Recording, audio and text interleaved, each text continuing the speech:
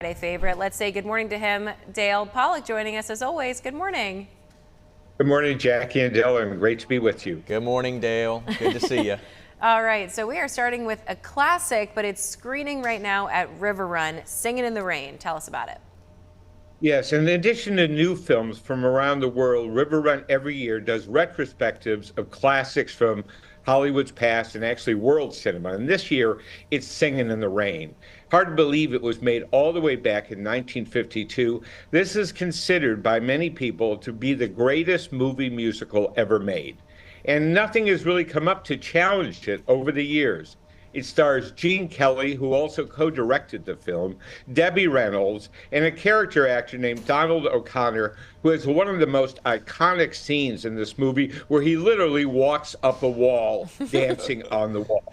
So it's just an amazing thing. It's a great plot, terrific musical numbers. So if you're up for a classic Hollywood experience, check out Singing in the Rain. You will not be disappointed.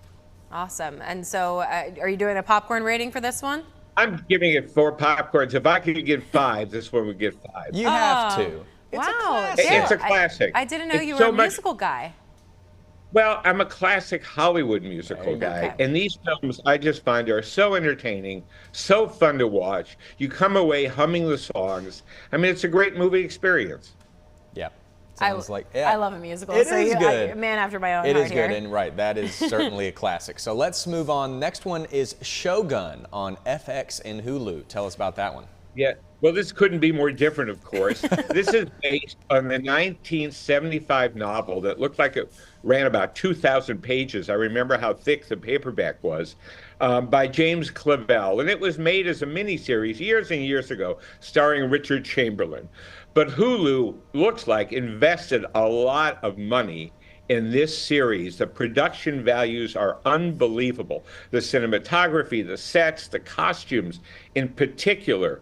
And it's got a very involving story. A British sailor gets stranded in Japan in the 1600s. The beginning of Christianity is just coming to Japan at that point. He becomes involved in a battle of the feudal warlords, not quite samurais yet. That will come later in Japanese history. The production and values in this series are among the best I have ever seen in the streaming era. I mean, the costumes, the detail, the way it was filmed is just astonishing. You have to watch closely, and the entire series is subtitled. And some people don't like to watch a movie where they have to read. But that's Shogun, all 9 episodes of it, and I think it's enormously entertaining. The plot is very involving. It's so complicated, I'm not even going to try to explain it. It's just there's a battle for power going on, and this young British sailor becomes caught right in the middle of it. And he's a great character to take us through. There's a wonderful love story. I'm not going to mention the Japanese actors because their names would be nothing to us. But there are 2 who are outstanding, the feudal lord and the love interest.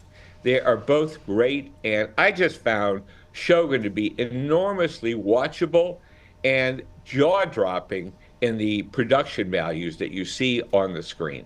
Oh, it sounds Awesome. really impressive. Yeah. Yeah. All right. Popcorn 4 rating? popcorn. 4? 4 All right. popcorn. 4. All right. All right. Good, 2 yeah. 4s. You know, getting into Yeah, some we're of going to those. roll here.